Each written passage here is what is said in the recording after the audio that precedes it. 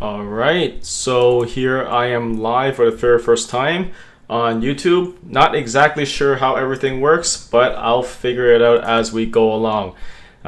If there's any questions, feel free to drop it in the comment box, which I can't even see right now. Oh, there it is. I see a comment. Oh, someone gave me a like. Awesome. Yeah, thumbs up. What's up?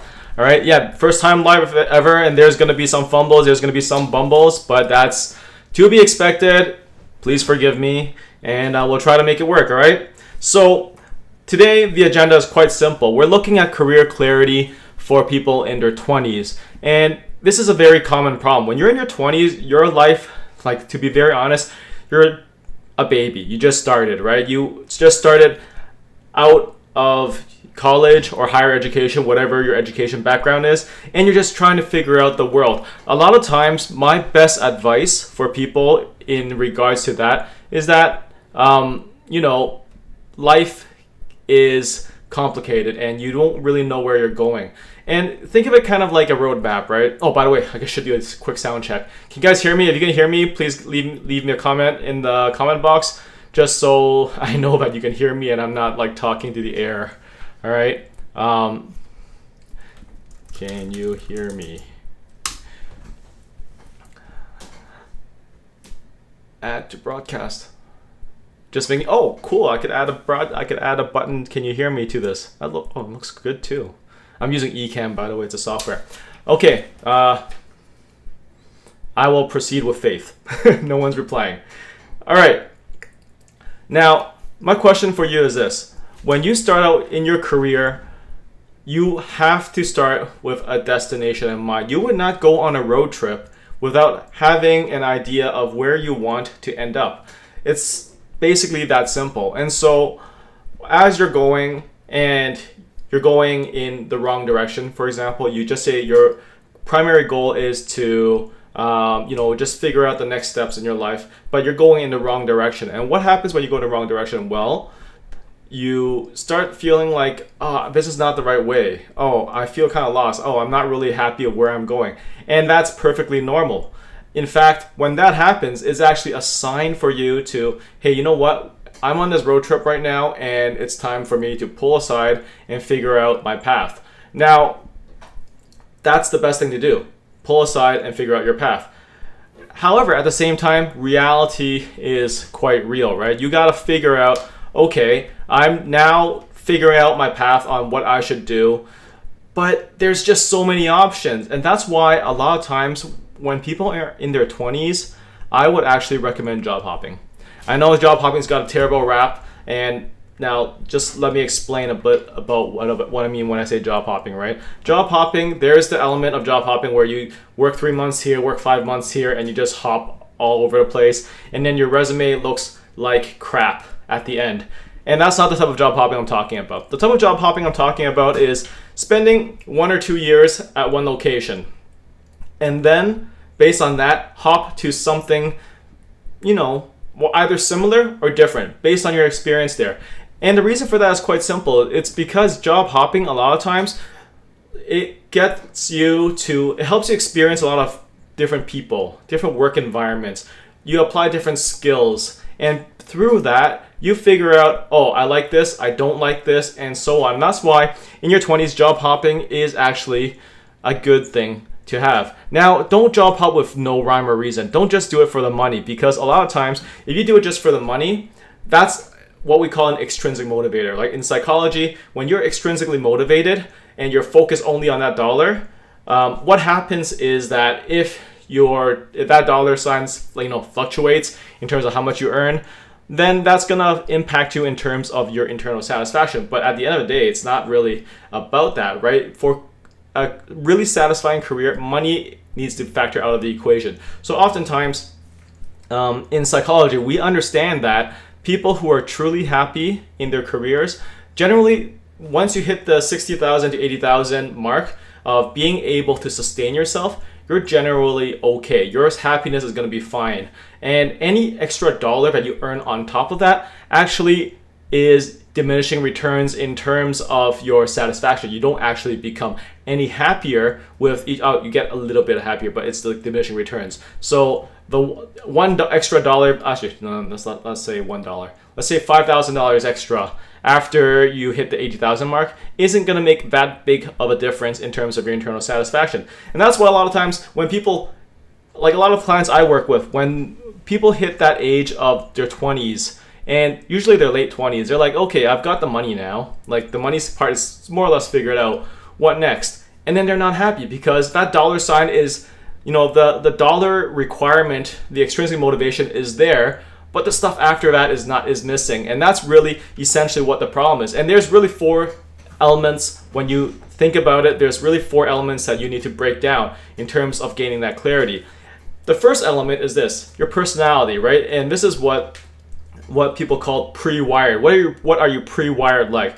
And personality is a major factor. Some people are more introverted, some people are more extroverted. Some people don't mind butting heads, and some people, really hate butting heads and are super conflict averse. Some people are more, are impervious to stress. Some other people are more resilient to stress, right? And oftentimes I use the Big 5 personality traits to outline this. And if you want a copy of the Big 5 personality traits, just to get a bird's eye view of your personality, I left a link in the comments below. Feel free to take it after this live. And what you understand for your personality is you need to understand that I'm not saying personality is everything. You can always stretch your personality, but at the same time, if your extroverted battery is only like this big, and you're constantly, and your introverted battery is like much bigger, it's like up here, right? What happens is that you're constantly forced to enter an extroverted situation, talk to people, meet people, have a lot of stimuli. What happens is your extroverted battery will run out very quickly, and you much prefer to switch to your introverted battery. Now, the thing is this, you can also improve your battery efficiency. So when we're talking about battery efficiency, we're talking about, you can learn social skills. I have a friend who teaches social skills. That's all he teaches, right? And by learning these social skills, you actually improve the efficiency of your extroverted battery, even though it's still small, right? That's how you're pre-wired, but at the same time, it diminishes much slower and it's not as draining. And there's a lot of very famous introverts that do very well in the workplace, right? Bill Gates is an example of that, of someone who is super introverted, but they're able to really, turn on that extroverted battery once in a while. So personality plays a huge role. So, for example, if you're introverted, working in a position that involves a lot of socialization or seeing a lot of people is going to be draining. If you are very agreeable and you're conflict averse, working in an environment where you have to always butt heads or meet quotas or argue or fight for a better deal, that's going to be draining as well. And there's also the trait, what we call trait neuroticism. If stress gets to you easily, what happens is that if you are in a situation where it's not very stable, the boat is constantly rocked, it's going to get to you. And so trait neuroticism is another one. If you're very open-minded, you would like an industry that's constantly changing. You would like to be dealing with new things and experimenting with new things all the time, and that's trait openness. If your trait openness is relatively lower, you like to stick with the tried and true. And then there's also the last personality trait, which is trait conscientiousness, right? And this is kind of like, there's the serial processor, those who are able to focus on one thing at a time and love to, and are really motivated to get that thing done. And there are also those who are lower in trait conscientiousness. Those are who are more of a multitasker. And so that's really a personality breakdown. You need to really understand what your personality is, and then find a job position where the content, where the role, where the skills you need to apply is aligned to that. And that will actually put you in the best place to succeed, because by having your personality aligned to what you do, you save yourself a lot of energy in terms of the amount of energy you have to put into the job, and you won't feel burnt out and you won't feel drained and so on. Now that's personality, right? The next thing I would say is your interest really matters at this point. And this is kind of like the post-wired stuff, right? So there's pre-wired, which is personality. There's post-wired as well. What is, and you know, your socialization, how you're brought up, what culture you're in, and socialization, culture, your experience, your networks, all of these have a play in terms of your interests. And every time you look at interests, it's not just, you know, one single island of thing that's an interest. There's always skills involved with these interests. And when you look at these skills, then the question is, what are the skills that are being applied, right? So for example, if you're a musician and you love creative and you love, and even when you look at musicians, right, in terms of personality traits, everyone's like, oh, musicians are super creative. No, some musicians who are high in openness love to compose, create new stuff, and just, you know, experiment with new genres and other aspects of music. Meanwhile, there are other musicians who, you know, like to stick with a tried and true. They like to read a score, play it very well, and that's good, right? So even for musicians, there is a spectrum for those who, you know, love open new things versus the tried and true. And so when we're looking at interest, then what are some of the skills that you constantly apply? So if you love journaling, you love writing, hey, does that mean you can do a lot of writing work? Is writing work something that is worth considering? Or if you love looking at the media, for example, or you love film, or you love creating new stuff, is art creation something that's, you know, of interest to you? If you like design, right? And so you need to really focus on the skills that you're applying. One critical advice I would give anyone is to remove the focus from titles. A lot of times people are like, oh, I can't pivot to this career, I can't do this or that because my degree is in, I don't know, biology, or my degree is in computer science. Well, interestingly enough, titles are increasingly less important in the workplace. You can actually totally ignore that title and pivot to different industries. What matters nowadays is the skill. So a lot of times when people are like saying like, oh, I need to do a career change, I need to make a career transition, one of the things I tell them is like, okay, you need to make a career change, career transition. And they're like, oh, but you know, I was previously a director here and I was making 80 grand here and I was in, my degree is in XYZ. And I'm like, well, do you have the skills for that target industry that you're going for that target job that you're going for? And sometimes it's yes, sometimes it's no. It really depends, right? But at the end of the day, you really need to move that emphasis off of the titles and focus it on the skills. The money will come once you get in there. The titles will come once you make that transition, right? But in your 20s, the main point is to figure out, okay, have an understanding of your personality. Do you like working with people? Do you like not like working with people?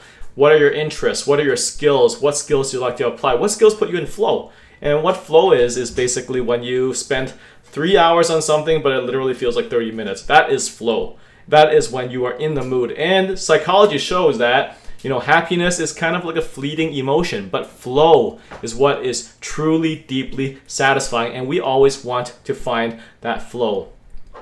The next step I would say is to do your research. And when I say do your research, I don't mean like just like, you know, going online, clicking and looking at these job databases and so on. One of the best things that you could do for your career is to conduct informational interviews. And what informational interviews are is in terms of career exploration. Some people apply informational interviews for job search. I'm not talking about that. I'm talking about informational interviews for career exploration, right? And what that does is you go and find people at different industries you're interested in, different jobs that you're interested in, and go talk to them, right? Shoot them a message and say, hey, I know you do this. I'm interested in joining that field. Would you like to meet up for coffee, right? And then when you go and you meet with them for coffee, you have a conversation, you get a better understanding of that field, and you break down to them. It's like, hey, I've looked at my personality, I've looked at my interests, I've looked at my skills, and I'm interested in these things. Would that be something that your job or the field that you work in has? And by doing that, and by having these very simple conversations, you actually learn a lot. And if they are able to offer something that is of interest to you, then what you can simply do is, oh, wow, that's awesome. Can I learn more about that position? Do you know anybody who's working in that specific position? Can I speak to them? So one thing that I did when I was transitioning out of, when I was finishing my PhD, actually, I was talking to a lot of people. I'm in Toronto and I have a lot of friends who work in real estate. And I'm like, okay, I have a PhD. Should I, check out real estate, right? Because why not? People are making good money out of it. And, it might be something I'm actually interested in. So I hit up some friends. I'm like, hey, yo, what's up, man? Let's grab a coffee. We went out and grabbed a coffee, talked about it. And it I came to the conclusion that, no, real estate's not for me. But there's other aspects of it that's, that certain aspects of it that's, really good. Certain aspects of it that's not that appealing. Some aspects that they broke down for me was really not that appealing, right? And like such as driving around. I hate driving around town and just waiting in traffic jams. And they told me that. I'm like, okay, that's out of question. I don't want to do it already, right? And so, and of course it's common sense when you think about it, but the amount of driving, you don't know the amount of driving, the amount of commuting you need to do until you actually talk to someone who's actually doing that job. So informational interviews are an excellent way of doing research, and I actually have a playlist on that somewhere on my channel, Informational Interviews for Career Exploration. Check it out. It's got 4 videos on informational interviews, and it pretty much covers the whole topic. And so essentially, if I'm to break this whole career clarity in your 20s down, to summarize it, there's a lot of things. You don't start a road trip without a destination in mind. So definitely set that destination early. The earlier you set it, the more you're going to be driving towards it, and the likelihood of it changing is almost like 100%. There's always going to be some form of career change. The average person, according to Bureau of Labor Statistics in the U.S., the average person is going to have 12 to 15 careers throughout their lifetime, and each career consists of approximately 3 to 5 jobs. And so think about it that way. You're going to be working 36 to 50 jobs throughout your lifetime. And each step of the way, your life stage is going to change. When you're in your 20s, your primary interest is, to hustle, to learn about the work, and, really advance in the workplace, grow your roots, build your foundation, build that network, right? But once you get a little older, once you hit your 30s and you're starting to there's some relationships that you're getting pretty serious about, or there's, and you're thinking about, hey, maybe get married, maybe have kids, and so on. Your priorities are going to change, right? And it's going to change, drastically. And everything that you once upon a time thought you valued in your 20s is pretty much going to go out the window, because your 30s is going to make you reevaluate everything, especially when that mortgage comes along, and especially when you have kids. So think about it this way. As a sociologist, we understand things in terms of life stage. At each stage of your life, there's going to be different things you care about. In your 20s, the goal, you are basically in your early career stage. The goal is to figure things out and learn it and gain that understanding about how you're pre-wired, your personality, your interests, your skills, and doing the research so that you can, set that destination. But also be very open to the fact that that destination is going to change. There's going to be disruption, right? There's, the biggest black swan event in the last decade has been COVID. In '08, another big black swan event was the Great Recession, right? Each of these phases are going to rock the boat. They're going to change the economy, and you always have to have a destination in mind. The destination should not really be like a job or a title or something. The destination should be, hey, I should be using these skills. These skills put me in flow. I feel happy doing these skills, and this is what I want to double down on. Now, mind you, there's always, this is talking about workplace in a vacuum. If you're just doing your work and this is what your job is to execute X, Y, Z on a daily basis, that's what it is. But if you are talking about, there's like toxic situations, there's people at the workplace that makes life difficult for you, that's a totally different matter, because any awesome job can be spoiled by a toxic workplace. I mean, that's just, these are things that are outside of your control. What is inside your control, though, is the soft skills that you apply, right? So are you able, if you're highly agreeable, are you able to say no? Do you know how to set boundaries? Do you know how to push back, right? How is your disagreeable battery efficiency, right? And there's also situations where if there's a lot of trait neuroticism, for example, right? If your workplace is very toxic and there's, some conflict and there's people pushing your buttons, Are you able to process the stress, right? Are you engaging your parasympathetic system on a daily basis so that you can flush out that cortisol, which is a stress hormone, so that you feel better for it? And these are all things. So a lot of times when people say like, oh yeah, I hate my job because the people around me are toxic. Yeah, there are situations that are like, very just bad and toxic people, a toxic workplace, bad culture, and so on. But there are also things that you can do, such as processing the stress, such as learning soft skills to deal with people and so on. And that's why a lot of times when I work with my clients, it's not just about gaining that clarity. It's also acquiring those soft skills so that you know how to juggle things and so on. And yeah, and I think that's all I have for today. I mean, I've talked for 20 minutes straight. And if there's any questions, I'll be glad to answer them. I actually cannot see how many people are in the live right now. So yeah, if you got a question, just drop it in the comment box and I'll be glad to answer.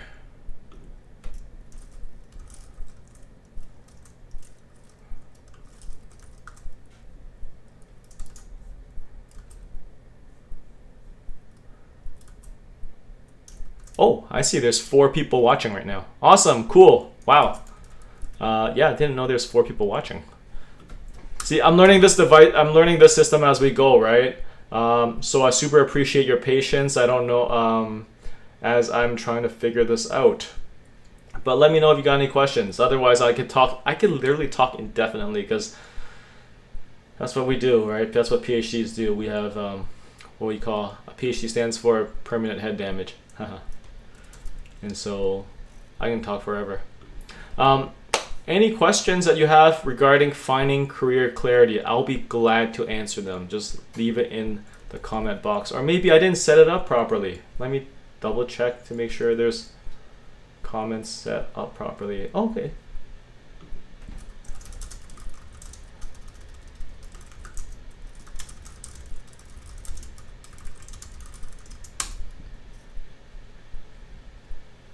Okay, so I dropped the message and it works. Can I hear myself? Any questions that you... Oh, there's sound. Okay, sound works also, so awesome. Any questions about career clarity or any questions about your career in general, or even if you're not interested about your career, we can just chat. Like I've decided to commit like 30 minutes to this. So yeah, we still got 10 minutes. I can keep talking. I can talk forever.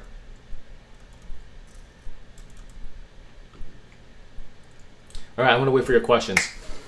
So let's talk about life stage. I talked about this recently, right? And if you got any questions, feel free to drop it in the comment box. Like I said, there's life stage. And life stage research is very interesting because we're looking at the typical progress of everybody. Now, everyone is different. I understand there's some people who, life affects, life is very different. And it's interesting. Like someone asked me recently, like, okay, life stage in your 20s, what is it? So that's what this whole live was about. How about the next one? Life in your 30s. Well, like I said, there's the mortgage, there's the kids, there's other elements that come to play. And at that point, you want to find that stability because in your 20s, you can hop around, but in your 30s, if you have kids, your mobility and your flexibility decreases significantly. And also your, what do you call it? The tolerance. I forgot the term, but something tolerance, not stress tolerance, but their economic tolerance decreases significantly as well. And in fact, people in their 20s have the highest dispensable income. When you hit your 40s, though, what happens is that your kids, now I'm talking about typical, right? These are typical people. When you hit your 40s, what typically happens is that your kids are going to be older and they're going to be out of elementary school. They're going to be out of kindergarten. And once they hit that age 5 or 6 range, what happens is that, well, okay, the dads are like, okay, I could spend more time to work. Moms, on the other hand, would be like, okay, my kids actually don't need that much attention anymore. I'm gonna consider going back to work. And that's very interestingly enough, a lot of people I work with, the moms that I talk to, a lot of them, experience that. It's like I've hit this point in life where my kids are old enough to handle things. They're just doing grade school. I just gotta supervise them to do their homework. But I could think about a career now, right? It's very feasible. And in your late 30s to 40s, that's what a lot of people are going to start thinking about, right? Do I want to incorporate a career in my life? And that's a very valid question. And so in your 40s, if you're a male, and we're talking about typical, right? Typical, once again, the average male would be looking to really build their career and really build it up, because at that point you're no longer changing diapers, you're going home, you're playing with the kids, there's the soccer camp and all that stuff, but you're not really taking care of the daily livelihoods and like the basic stuff you don't have to do anymore. Moms, on the other hand, they're thinking about, like, we still typically have to still deal with the maintenance, the bottom line stuff, but at the same time they get like, hey, maybe I can fit a career on top of that. 40s is also very interesting because there's something called midlife crisis, and I don't like that term. A midlife crisis as a term is not accurate for me, and in fact it's not very accurate in sociology, period, right? A lot of sociologists in fact like to use the term midlife triggers, and what a midlife trigger is basically different things coinciding at the same time. So when you're in your 40s, if you're following life stage research, your parents are probably, typically would be in their 60s or maybe even 70s, depending on when they had you.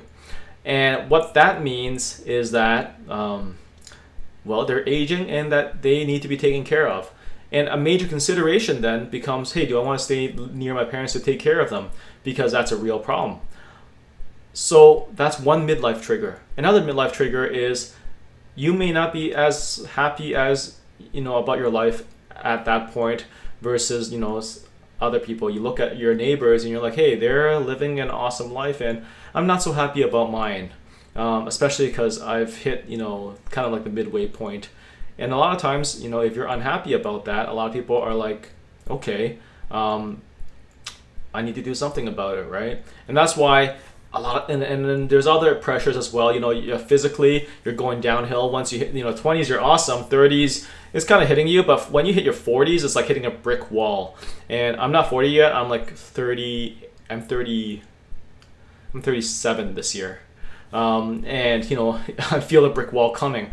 I work out diligently, but my energy level is no longer the same as in my early 30s even. And what happens is that your energy level goes down, your libido goes down, your sex life, that's something, everyone's different. There's basically a lot of triggers that are going around. It's like, oh, someone's kids are older, or someone is doing well, someone's not doing well. I wish I drove a better car. I wish I do this or that. And what happens is that, it culminates in a midlife crisis, and some people just want to revisit everything and go back to the drawing board, right? And so that's typical for career clarity in the 40s. When you go to the 50s, what happens is that so many variables have taken place already that it's almost impossible to predict what life's going to be like. Like, someone was on Twitter the other day, and I was like watching Twitter, and I was like, and this guy's like, a resume writing for people in their 50s. It's so sad, I don't want to talk about it. And when I saw it, and so I didn't see this, but a colleague of mine told me about it on Twitter, and I know this person on Twitter as well. When that was brought to my attention, I was like, yeah, that actually is, people in their 50s. Like, if you want to pivot in your 50s, that's kind of tough. You got to be very strategic. You got to be very careful. You got to plan it out very carefully. And when I was thinking about it, why is the 50s so much tougher for even me, a sociologist, to analyze?